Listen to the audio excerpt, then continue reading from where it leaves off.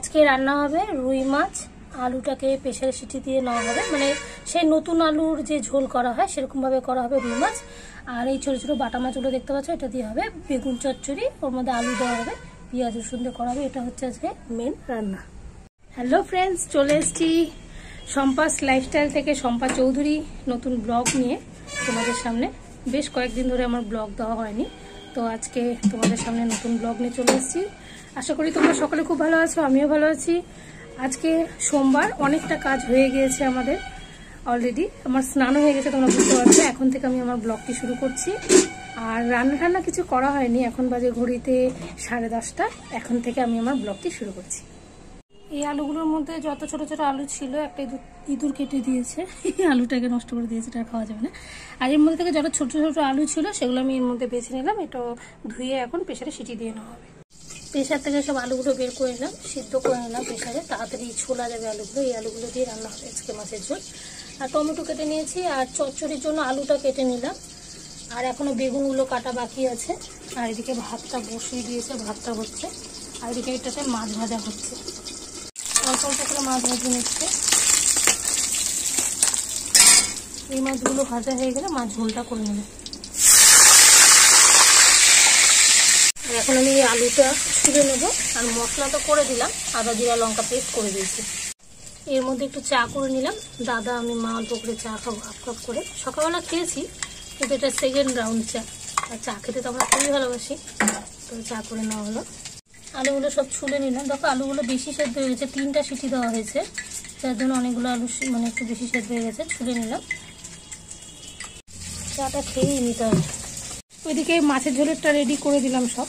তোমাদের কাকিমা মাছের ঝোলটা করে নিচ্ছে, আর চাটা এর মধ্যে খেয়ে নিকটু। তারপরে আমি চচ্চড়ি শুধু বেগুন কাটা বাকি আছে। বেগুন শুধু বেগুন না, এর সাথে পেঁয়াজ রসুনও কাটা বাকি আছে, যেটা আমি পেস্ট করবো না, এটাকে আমি ঝুড়ি ঝুড়ি করে দেবো। যেহেতু তোমাদের কাকিমা না বেশি উগ্র গন্ধ পছন্দ করে না, পেঁয়াজ রসুন যেহেতু খেতেই পছন্দ করে না, মানে একটু গ্যাসের অ্যাসিডিটির প্রবলেম আছে তোমাদের কাকিমার, কেন আমারও আছে। তো আমরা খুব লাইট রান্না করি, যার জন্য মা বললো যে মনি পেঁয়াজ রসুনটা ছুলে দিস, একটু ঝিঝিরি করে দিস, তাহলে একটু সুন্দর গন্ধ হলেই হবে। চচ্চড়িতে একটু পেঁয়াজ রসুনের গন্ধ না হলে কিন্তু ভালো লাগে না। আর তার মধ্যে তোমাদের কাকিমা মাছ ভাজা তো খেতেই চায় না, মাছই খেতে চায় না, তাও জোর করে আমি খাওয়াই। এই জন্যই আর কি একটা মানে ঘুরিয়ে একটা প্ল্যান করা, পেঁয়াজ রসুন হালকা দিয়ে, যাতে চচ্চড়িটাও খায়, মাছের ঝোলটাও খায়। মাছ খেতে চায় না, মানে এরকম মাছ মাংস ডিম মানে প্রায় ছেড়ে দেওয়ার মতোই পরিস্থিতি, কিছুই খেতে চায় না। যা খাওয়ানো হয় জোর করে খাওয়ানো হয়, তাই আর কি চেষ্টা। চাটা ভালো হয়েছে। তাহলে আমি বেগুনটা কেটে নিই। বেগুনগুলো কেটে ধুয়ে দিলাম, ছোটো ছোটো পিস করে কেটে দিয়েছি। আর এদিকে পেঁয়াজটাকে ঝুড়ি করে দিলাম, আর রসুনের অল্প করে কোয়া দিয়ে দিয়েছি। আর এখন আমি এই যে লঙ্কাগুলো শেষ হয়ে গেছে, ফ্রিজে রেখে দিয়েছিলাম এই লঙ্কাগুলো, এগুলো এখন ডান্টিগুলো আমি ছাড়িয়ে নেব, যেহেতু লঙ্কা শেষ হয়ে গেছে। এটা লঙ্কাগুলোর ডান্টিগুলো আমি ছাড়িয়ে নিলাম। মাছের ঝোলটা মা নামিয়ে নিল। মা চচ্চড়িটা বসিয়ে দিল, পেঁয়াজ রসুনগুলো লঙ্কা দিয়ে আগে ভেজে নিচ্ছে। আর মাছ তো ভাজা হয়ে গেছে আগে। আমি এখন এই বাসনগুলো সব মেজে নেব। আমি এখন শসা লেবুটা কেটে নেবো, আর এদিকে রান্নাটা তো হচ্ছে, হয়ে গেলে সঙ্গে সঙ্গে খাওয়া দাওয়াটা করে নেবো। আমার শসা লেবু কাটা হয়ে গেল। আজকের মতো রান্নার জোগাড় করে দেওয়া আমার কমপ্লিট, মোটামুটি সব কাজই হয়ে গেল। এখন আমি একটু রেস্ট করবো, রেস্ট করে আবার আমি তোমাদের সামনে আসছি। এই যে দুপুরের খাবারটা তোমাদের কাকিমাই বেড়ে নিচ্ছে। চচ্চড়ি করেছে বেগুন আলু দিয়ে, বাটা মাছের চচ্চড়ি, এটা আমার খুব ফেভারিট। আর দিব না, হয়ে গেছে, রাত্রিবেলা খাবো। দিতেই আছে। আচ্ছা একটা মাছ দাও, একটা মাছ দাও। ঠিক আছে। আজকে তো মাছের ঝোল করেছে আর চচ্চড়ি করেছে। তোমাদের কাকিমা চচ্চড়ি খাবে না, বলে মাছটা খেতে ইচ্ছা করছে না, খুব মানে মাছে অ্যালার্জি, মাছ খেতে চায় না, এটা খাবো না ওটা খাবো না। তাও জোর করে মাছের ঝোলে মাছটা খাওয়ানো হবে, মাছের ঝোল দিয়েই খাবে। তো এদিকে তোমাদের কাকিমা খাওয়াটা বেড়ে নিচ্ছে, আর আমি এদিকে সব রেডি করে নিলাম। জল, মেডিসিন আর শসা লেবুগুলো কাটাই ছিল, রেডি করে নিলাম। তবে লাঞ্চটা করে নিই, জোরদার খিদে পেয়ে গেছে, খেয়ে আবার আসছি। এই যে আমাদের বাবুগুলোর খাবার রেডি হচ্ছে, আমাদের খাওয়া হয়ে গেছে। আজকে সেরকম খেতে পারলাম না, রান্নাটা খুব একটা ভালো টেস্ট হয়নি। তো বাবুদের জন্য মা ভাতটা মেখে দিল, এখন মা ওদের খাবারটা দিয়ে আসবে। খাওয়া দাওয়া হলো, কিন্তু সেরকম করতে পারলাম না। তো আমাদের বাড়ির বাবুগুলো ভালো মতো খেতে পারবে, কারণ আজ ভাত অনেকটাই নষ্ট হয়েছে, অতটা নষ্ট হয় না প্রতিদিন। তোমাদের কাকিমাও খেতে পারলো না সেরকম ভাবে, আমিও খেতে পারলাম না। আর দাদা তো আজকে একটু বাইরে নেমন্তন্ন আছে, তো দাদা বাইরে খাবে দুপুরবেলা। আর মানে কি বলবো, মানে সবজিটা সবই ঠিক আছে। আমাদের ওই যে সেকেন্ড টাইম চা খেলাম না, অল্প করে চা খেলাম, যে ওই চা খাওয়াটা বোধহয় খুব ভুল হয়ে গেছে। দুধ চাতে এমনি অ্যাসিড অম্বল হয়, হয়তো ওটার জন্যই খেতে পারলাম না। দুজনেই একসাথে খেতে পারবো না, তার পিছনে কারণ একমাত্র অ্যাসিড বা অম্বলই হতে পারে, তাছাড়া দুজনেই খেতে পারলাম না একসাথে, এটা তো হতে পারে না। তো মনে হচ্ছে আমার ওটার জন্যই বোধহয়, চা খাওয়ার জন্য বোধহয় খেতে পারলাম না। তো যাই হোক, বাবুরা খেয়ে নেবে, বাবুরা আছে বাড়িতে, আমাদের বাড়ি পাহারা দেয়, ওরা ভালো মতো খেতে পারবে। আর জানো, একটা রাস্তা দিয়ে একটা জিনিস যাচ্ছিল, এই যে এই জিনিসটা কিনে নিয়েছি, এটা কি দেখো পিরামিডের মতো, কি সুন্দর না? আর পিরামিডের মতো দেখতে, বাট এটা কিন্তু একটা মোবাইল স্ট্যান্ড, মানে এটা 4 রকম দিকে 4 রকম ভাবে মোবাইল রাখা যাবে, দেখছো কি সুন্দর না?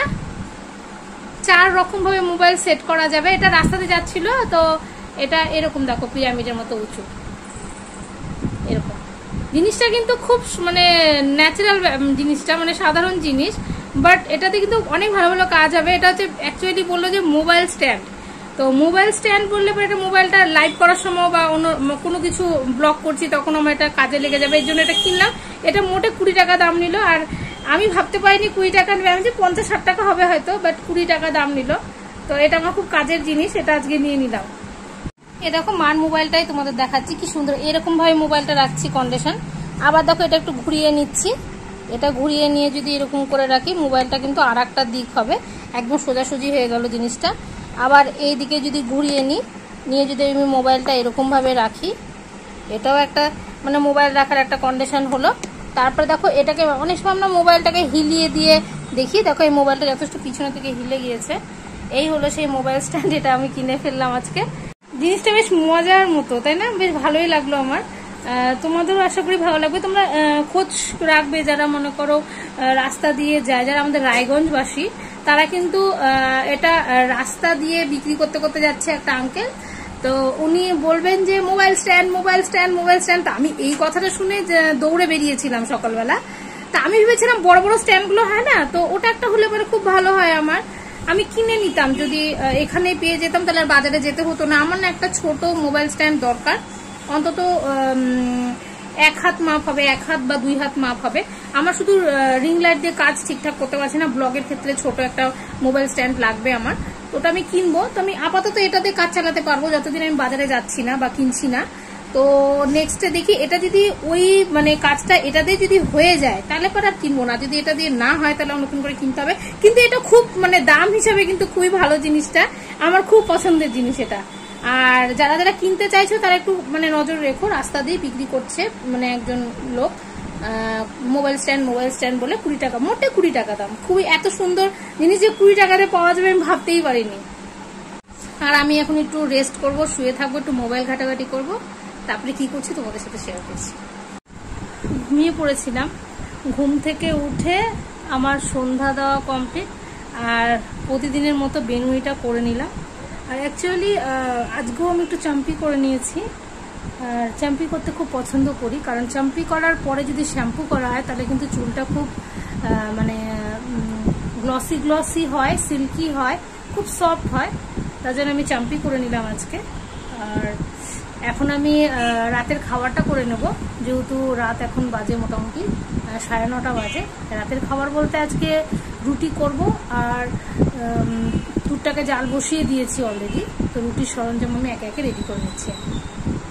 দুধটা জাল বসিয়ে দিয়েছি, রুটির সরঞ্জাম সব রেডি করে নিলাম। আমি আসলে রুটির সবকিছু এই বালতিটার মধ্যে রেখে দিই, কারণ মানে এটা ভালো থাকে, সেফ থাকে, মানে কোনো ইঁদুর বা আরশোলার কোনো উৎপাত হবে না, ঠিকঠাক থাকবে জিনিসটা। অনেক সময় হয় কি রুটি বেলুনি বা চাকরির উপরে কোনো ইঁদুর বা আরশোলা ওড়ে, যেটা আমার খুব খারাপ লাগে, আর সেটা করাও উচিত না। তো আমি এরকম সেভ করে রেখে দিই। আর হটপটও নিয়ে নিয়েছি, আর এই যে মেন আকর্ষণ সেটা হচ্ছে আটা, আর আটাও নিয়ে নিয়েছি। এখন আমি রুটিটা করে নেব।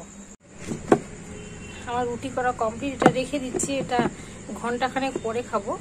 আর এখন 2টো রুটি নিয়ে নিলাম, মানে তোমাদের কাকিমা একটা খাবে, আমি একটা খাবো, গরম গরম রুটি। এই যে 2টো রুটি নিয়ে আসলাম, কেন বলো তো? পুরো ঘেমে গেছি, মানে ঘেমে ঝোল, রুটি করতে গিয়ে এত গরম। তো রুটি 2টো নিয়ে আসলাম, কারণ একবারে বেশি খাওয়ার কখনোই খাওয়া উচিত না, ধাপে ধাপে খাওয়া উচিত। যদিও আমরা 2টো করে রুটি খাই রাত্রিবেলা, কিন্তু একবারে 2টো রুটি খাবো না, কারণ খেয়ে আর কি করি, আমরা ঘুমিয়ে পড়ি। তো সেক্ষেত্রে কি হয়, আমাদের পাচনের কিন্তু অনেক সমস্যা হয়। তাই ডাক্তাররা বলে, আমি বলছি না, এটা ডাক্তারদের কথা, একবারে বেশি খাওয়া উচিত নয়, ধাপে ধাপে খাও।